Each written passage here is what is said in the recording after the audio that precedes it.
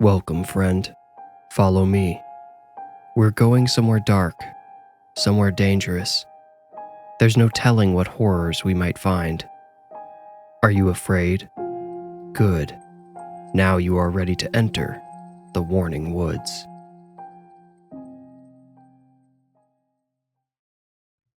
The ghosts of Christmas were always present from the day after Thanksgiving until New Year's. The same tree Nick's family had used for the past 12 years would be decorated with the ornaments he and his siblings had collected over their short lives. His mom would burn vanilla and cinnamon-scented candles and decorate the house in all the familiar ways. The heart-shaped wreath on the front door with 2 large sleigh bells dangling in the center. The snowman leaning on a snow globe on the mantel above the gas fireplace, which was on almost every evening. Closer to Christmas Day, Nick's parents would start baking the cookies and treats from their own childhood holidays, making them a staple in the kids'. They had a tradition until this year in which Nick and his 2 siblings, Usher and Kaya, always received a gift of something needed, something wanted, and something to share. Their parents would usually break the rules at some point during the season, picking up little odds and ends as they shopped for other family and friends, so the kids' stockings were always full of other goodies too. Usually, the parents would decide on something big to purchase together in lieu of presents for each other. That's how they replaced the dangerously unusable wood fireplace with the gas one they have now.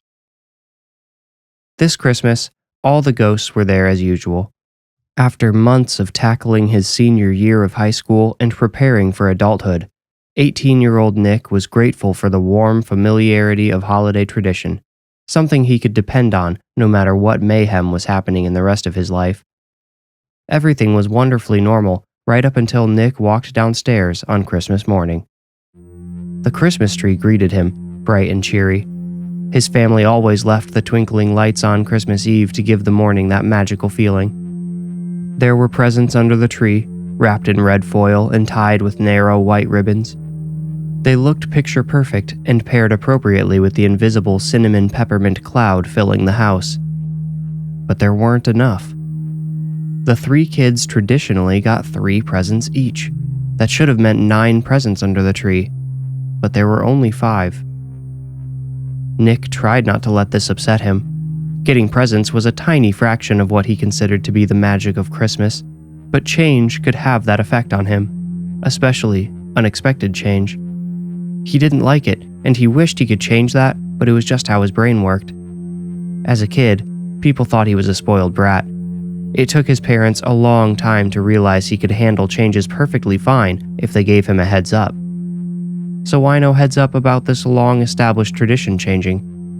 Nick couldn't explain how he intuited this, but he instantly thought his parents felt ashamed for some reason. He started to spiral. Was money tight? Were they going to have to make other changes? How bad would it get? Could they lose their home, the only place he had ever lived? As Nick was looping the eye of his worry whirlpool, Usher and Kaya came down. They were 12 and 10 respectively, and they were just excited to see presents of any amount. Nick envied their simple joy. He couldn't help himself from counting the 5 lonesome presents, but Usher and Kaya didn't seem to notice at all. The youngers, as Nick and his parents called them, loudly speculated about what was inside the gifts. Their unrestrained voices woke their parents, who joined them shortly. Nick's dad pressed some coffee, and Nick graciously accepted a mug when he offered him one. Then the adults, including Nick, holding their steaming mugs, the warm porcelain almost burning their palms, sat down to watch the youngers open their gifts. "You might as well go at the same time," their dad said. "We did something special this year." Usher and Kaya exchanged antsy glances and dug in like rabid wolverines. They had already gotten into the saran-wrapped tray of cookies on the kitchen counter while their dad was making coffee. They each unwrapped a matching white box. Each box had only one word on top, printed in futuristic font. Real. Nick's mom beamed at him and said, "You might as well open yours too. We got one for each of you." She abruptly recognized the crestfallen look on Nick's face and suddenly remembered how he handled change. She added, These were pretty pricey, so we decided to do just one present for each of you this year. I'm sorry we didn't warn you. Nick feigned a smile and told her it was okay as he set his half-empty coffee mug aside and reached for his gift. He picked apart the wrapping to reveal his own Real headset. Real made virtual reality headsets that were slightly, very slightly, more affordable than other industry options. Nick had heard you pay for that discount too. Reals were known to be fairly unreliable systems. Still, Nick thanked his parents and reminded them it was their turn to open presents. Although both were wrapped in the same red foil, it was easy to see which belonged to his mom and which belonged to his dad. His dad's gift looked pristine with crisp folds and sharp corners. His mom's appeared to be a single slipping piece of tape away from coming totally undone. She gave his dad a mirthful grin and tore the wrinkled, bunched-up paper away. "Oh, well, look at that," she said with a wouldn't you believe it chuckle. He had gifted her the latest rendition of the Pulse Light, a popular fitness wearable that could track your steps, heart rate, sweat output, sleep quality, etc. She thanked her husband and told him to open his gift. He should have guessed from the identical boxes, but laughed in surprise when he also unwrapped a Pulse Light. "No kidding," he said, putting his side by side with his wife's. They had even bought the same color. Black. 5 people, 2 products. That's what Nick's family's Christmas boiled down to. Not an ounce of creativity or thought went into the gifts. Nick couldn't complain since he didn't get anything for his parents. He tried one year and they told him to save his money for college instead. But the uninteresting presents did set a weird tone for the rest of the day. His dad turned on the TV almost immediately after they finished opening gifts. The youngers opened their headsets and started reading the instructions. Nick was there, sitting on the couch, but was also far away. Christmas really meant something to him, and he wasn't willing to just go through the motions. He wanted to connect with his family. But as he first watched Kaya don her bulky VR goggles, then Usher, and they disappeared into their own virtual worlds, he felt that possibility slip away. There was no school the day after Christmas, so Nick hit up his friends Kim, Jared, and Reed. Reed never replied, but Kim and Jared met him at the mall. They all bought bubble tea and claimed a small table at the back of the food court where no one else was sitting. They spent more effort than necessary to avoid people, though. The mall was practically empty that day. Nick supposed Christmas was to blame and didn't think much else of it. "I'm pretty sure Reed got one of those Real headsets for Christmas.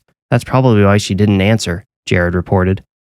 Nick said, "That's what my parents got all of us." "Geez, did you get a Real?" Jared asked Kim. She shook her head. "Those cheap things are still too rich for my blood. Dad would have to sell a kidney for one of those."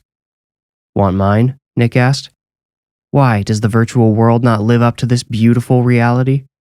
Kim gestured toward a pile of moist dust which had accumulated in a nearby corner that was too narrow for the custodian's mop to reach.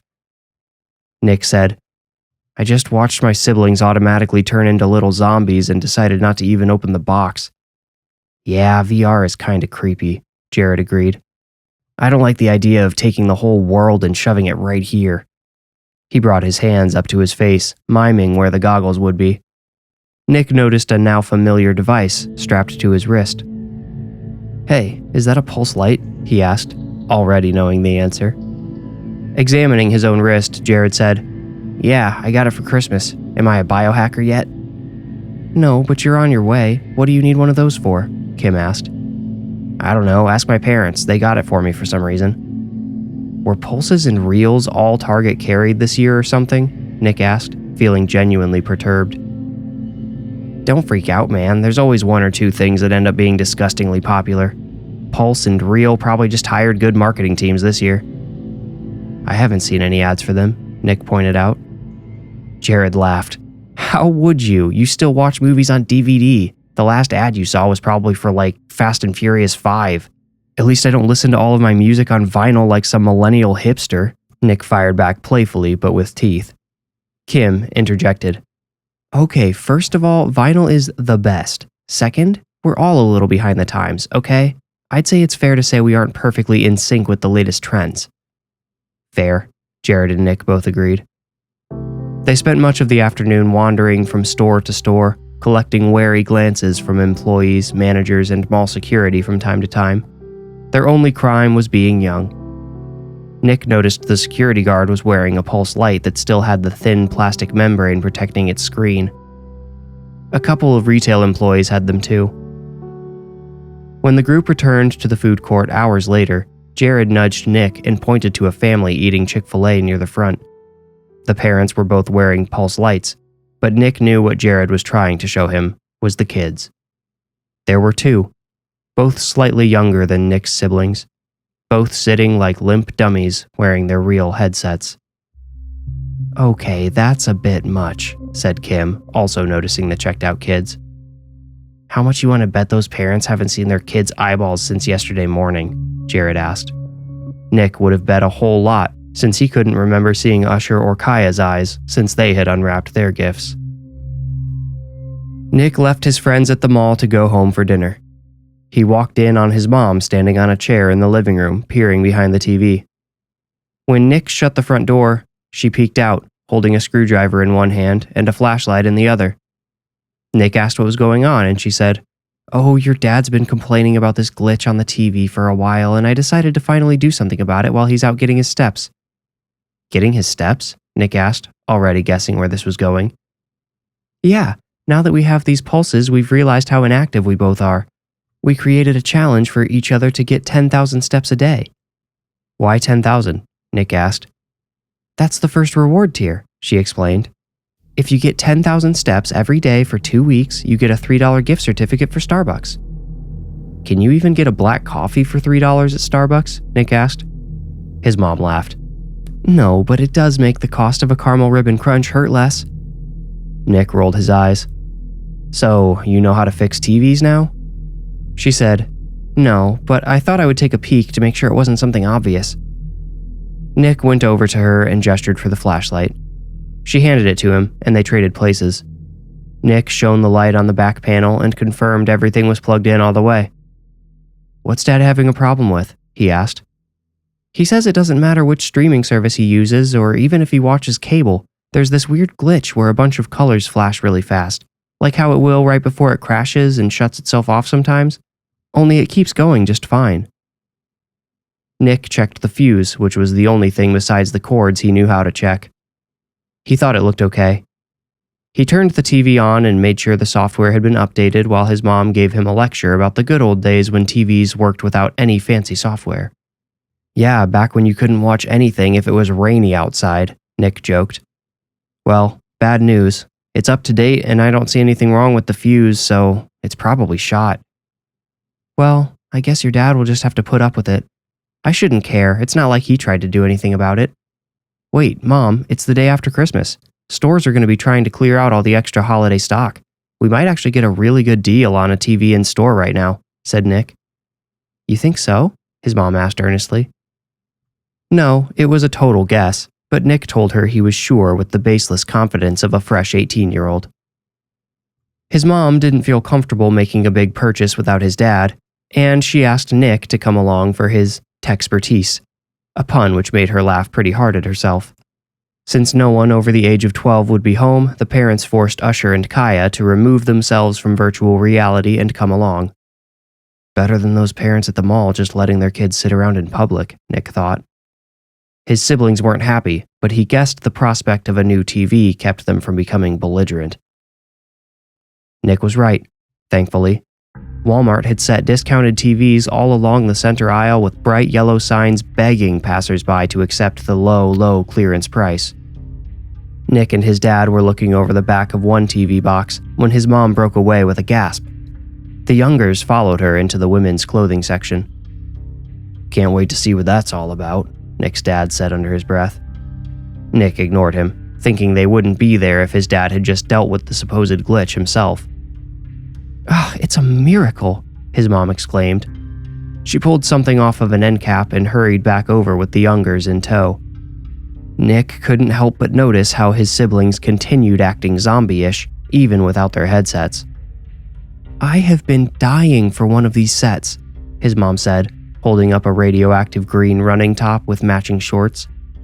This is the best running set on the market. I can't believe they actually have one in my size. They've been selling out everywhere." "I didn't know you wanted one or I would have gotten it for Christmas," her husband said, awkwardly squeezing her shoulders. "You know, if you had asked me what I wanted, I'm not sure I would have even thought of this," his wife said. "Are you gonna start running?" Nick asked, trying not to sound too skeptical. "Oh, definitely," his mom replied. "Pulse is offering a free 6-month pro membership to new users who run 20 miles or more in their first month after activation." "Oh, really?" her husband asked, looking down at his pulse with wonder. "What's that get you?" "Oh, just a free monthly workout plan, product discounts, partner deals, that sort of thing." "Cool." Nick looked at the rack his mom had pulled her running set off of and saw she was justifiably excited to have found one in her size. The rack had been picked clean. There were only 4 sets left, 2 very large and 2 very small. Sizes no one could lie their way into. "I should get some running clothes too," his dad said. "What is it about these that makes them so special? Anything I should look for?" His wife said, "You know, I'm not really sure. I just know these are the best. I guess you could try to match the material." Suddenly, we were not looking at TVs and instead moving towards the men's clothing section. "Hey, you guys want to go look at games?" Nick asked the youngers. They nodded enthusiastically, and their mom gave them permission to go with a quick smile. They walked down the aisle and turned a corner towards the video games. The gaming section had gotten a lot smaller since Nick was a kid. Not because gaming had lost popularity, not by a long shot. The section was smaller because today's gamers have moved away from discs and cartridges, opting for digital downloads purchasable directly from a console or computer. Now retail spaces only need to carry a few copies of the very most popular games. The rest is mostly gift cards and accessories. Besides an extra set of controllers and a gift card to the eShop, Walmart didn't have anything for real systems that day. Usher and Kaya were irrationally upset by this. They demanded Nick explain why there wasn't anything for them to look at. They swore there had to be something from their precious virtual world there for them to enjoy. Nick was about to tell them, "Sorry, it's not my fault, and there's plenty of other stuff to look at anyway," when Kaya shrieked. She pointed at something behind Nick, the way she once would have pointed to the ice cream truck or someone twisting balloon animals at the farmer's market. Nick faced the wall of TVs behind him and recognized a point of view display of someone playing a reel. It was just some pre-recorded ad for the system, but it transfixed his siblings. When Nick tried to say anything, one or both of them would aggressively silence him without removing their eyes from the bright colors on the screen. Nick was saying, "Guys, Mom and Dad are going to wonder where we are," when a horrendously bright flash exploded from the TV. He squeezed his eyes shut, seeing pixelated patterns of pink and green and yellow with some black and white squares mixed in behind his eyelids. It was hard to convince himself to open his eyes again. Remember how changes could affect him? Well, bright flashing lights count as changes, and sudden surprises like that really made his skin crawl. He ducked behind a shelf and waited for his heart to calm down. When he finally rose above the shelf again, he saw Usher and Kaya were still glued to the screen. "How are you guys still staring at that?" Nick asked. "Didn't that hurt?" Usher looked at him like he was stupid. He often gave Nick such a look, but this time it felt pointed. He said, "Did what hurt? It's not real, that's the whole point." "I mean that flash," Nick said. "Is that a part of the game or something?" Kaya's mouth popped open as she realized what he was talking about. "You mean the colors," she said. "Yeah, those happen sometimes, but honestly, I'm so used to them I don't even notice them anymore." "That can't be good for your eyes. That happens in the headset?" "Yep," Usher confirmed. "It's not a big deal." There, in the gaming section at Walmart, Nick reaffirmed his conviction not to open his real headset. He didn't care if it was a gift. He was going to sell it. Or maybe destroy it. Seeing the way his siblings were so magnetized by even a recording of someone playing made him feel guilty about selling it to some other victim. They went through the standard checkout. Their dad didn't want to take the TV through self-check since he thought someone would stop them to check their receipt anyway. Standing in line, Nick couldn't help himself. Completely against his normal nature, he snatched a king-size candy bar. His mom raised an eyebrow at him, and he told her he would pay her back. Looking back on that moment, he wouldn't even be able to remember what kind of candy bar it was.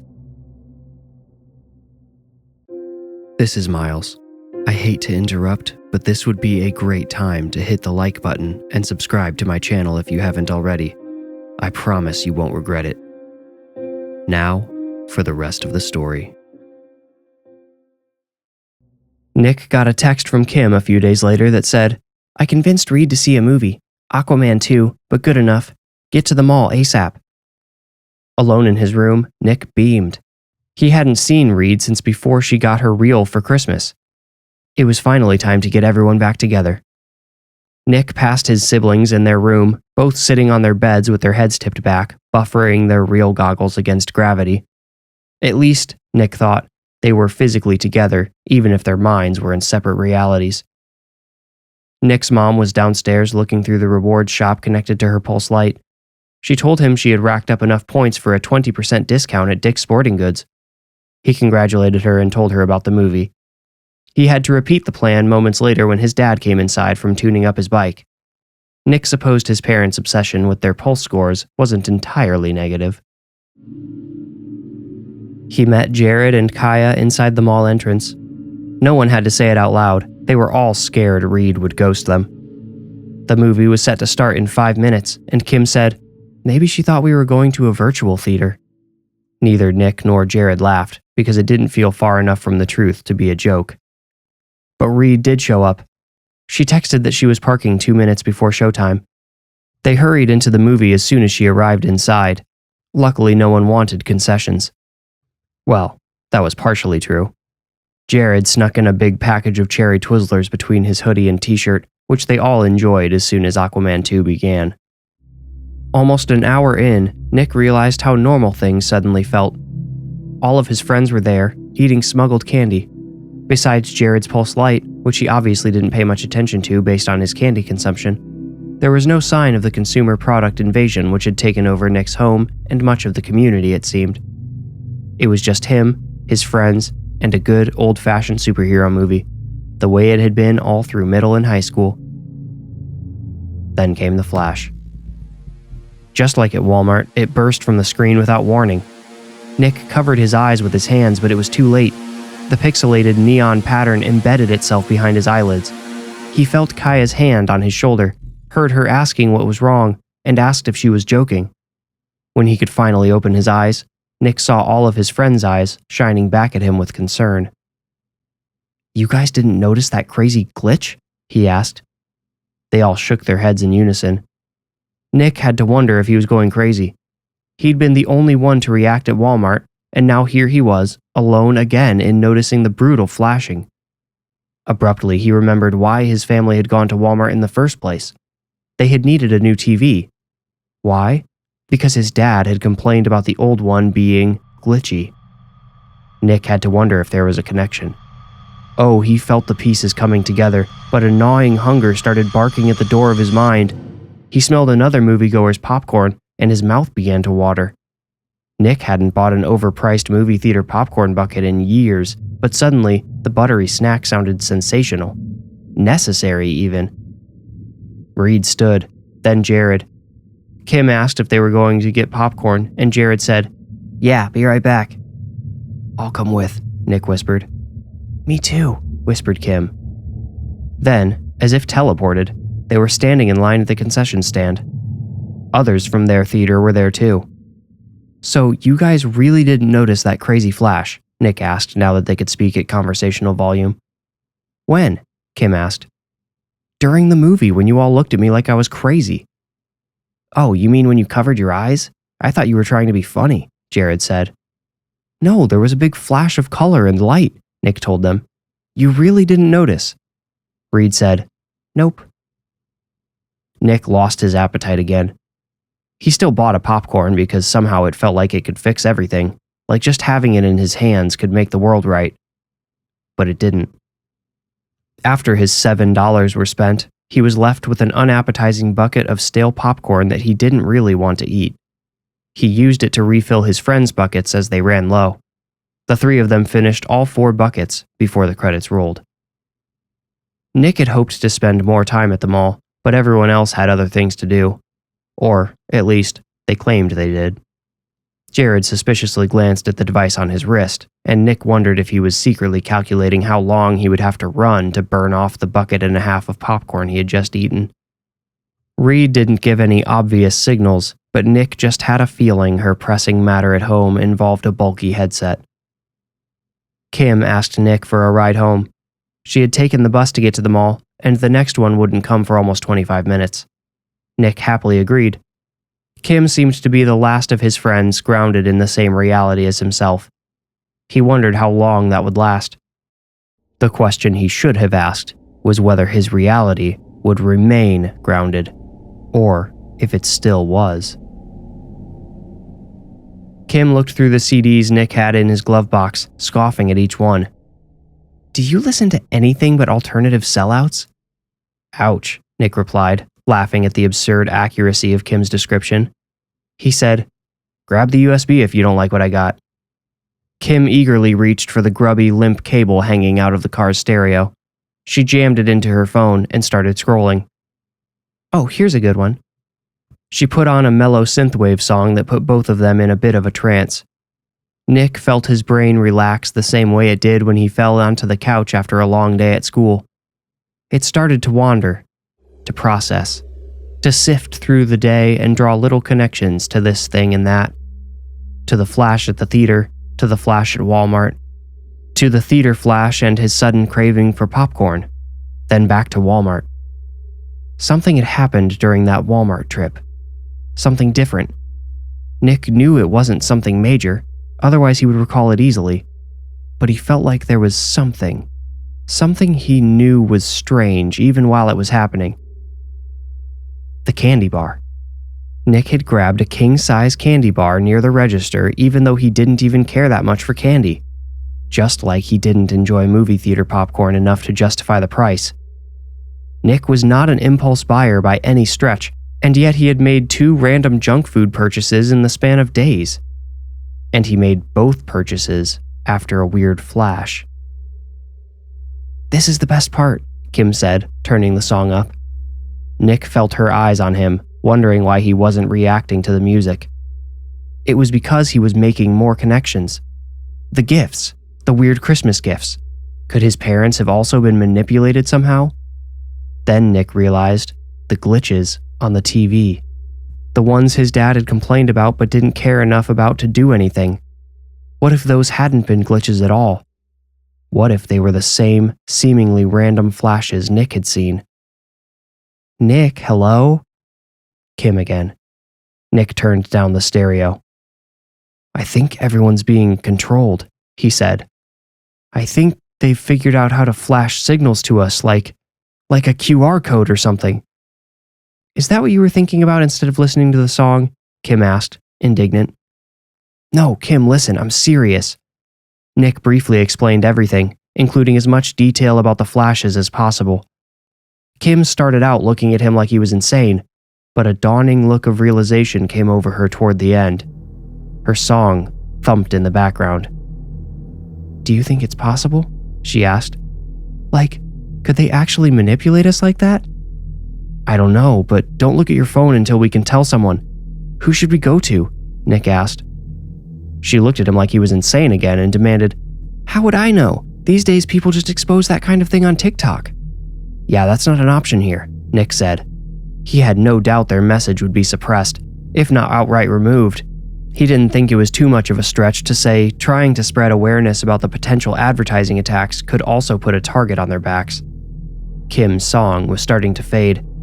Nick said, "I really think we should tell the police. Then there'll be a report." A crisp, clear commercial narrator interrupted him after Kim's song ended. She had the cheapest tier on her music provider, which came with ads. Nick tried to continue. "There'll be an official report that maybe someone can..." A chirping tone, almost painfully high, blistered his ears before he could finish. He winced. The tone lasted no more than a second, but it succeeded in silencing the conversation. The car rolled on. "So, My bad, but where did you want me to take you? Nick asked Kim. Honestly, I should probably get home, but I'm really craving McDonald's, Kim replied. Nick nodded with subtle confidence and said, It's funny, I was kind of feeling the same.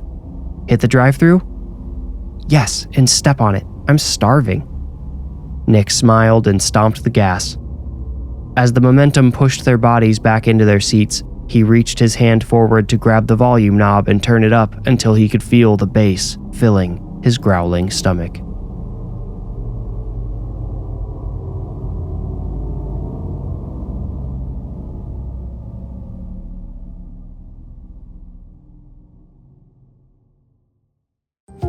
If you enjoyed this story, please leave a like and subscribe to my channel. You will get a new story every week if you do.